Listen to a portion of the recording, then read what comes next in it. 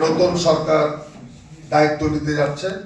আমি অগ্রিম নতুন সরকার অর্থাৎ বাংলাদেশ জাতীয়তাবাদী দলের চেয়ারপারসন তারেক রহমানের নেতৃত্বে যে নতুন সরকার হচ্ছে, এই সরকারকে আমি অভিনন্দন, শুভেচ্ছা, অগ্রিম অভিনন্দন, শুভেচ্ছা ও মোবারকবাদ জানাচ্ছি এবং ইনশাল্লাহ আশাবাদী যে নতুন সরকার তাদের সফলতা অর্জন করবে।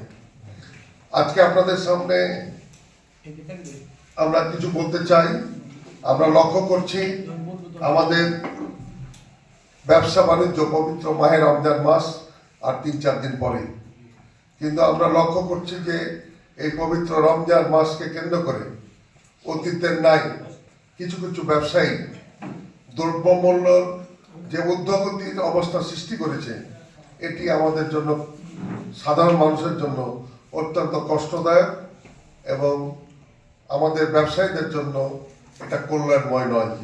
পবিত্র রমজান মাসে আমরা লক্ষ্য করছি যে আমাদের জানুয়ারি মাসে যেসব পণ্যের মূল্য ছিল, ফেব্রুয়ারি মাসে অনেক ঊর্ধ্বগতি, এবং যেখানে আমাদের জানুয়ারি মাসে ছিল চালের মূল্য 64 থেকে 66, এটা ফেব্রুয়ারিতে আমরা লক্ষ্য করছি নিম্নমানের চাল যেটা 66 থেকে 67 টাকা।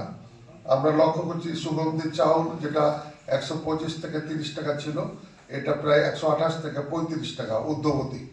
এভাবে ডাল, মসুর থেকে শুরু করে বিভিন্ন পণ্য জানুয়ারি মাসের থেকে ফেব্রুয়ারি মাসে প্রায় 5 থেকে 10 টাকা বেশি আমরা লক্ষ্য করছি। এতে আমরা মনে করি যে আমাদের ব্যবসায়ীরা কি কারণে এটা হঠাৎ করে এক মাসের মধ্যে এত বেশি মূল্য বৃদ্ধি, এটা আমাদেরকে ভাবিয়ে তুলেছে। আমরা মনে করি যে আগামী 3 দিন পরে যে নতুন সরকার আসছে, এই সরকার কিন্তু অত্যন্ত শক্ত অবস্থান নেবেন। নতুন সরকারের প্রধানমন্ত্রী যিনি হতে যাচ্ছেন, তিনি পরিষ্কার বলেছেন আইন সবার জন্য, দলের লোক হোক বাইরের লোক হোক, আইন সবার জন্য। সেহেতু আইন শৃঙ্খলা রক্ষার জন্য উনি কঠোর অবস্থান গ্রহণ করবেন। যেমনি ভাবে তার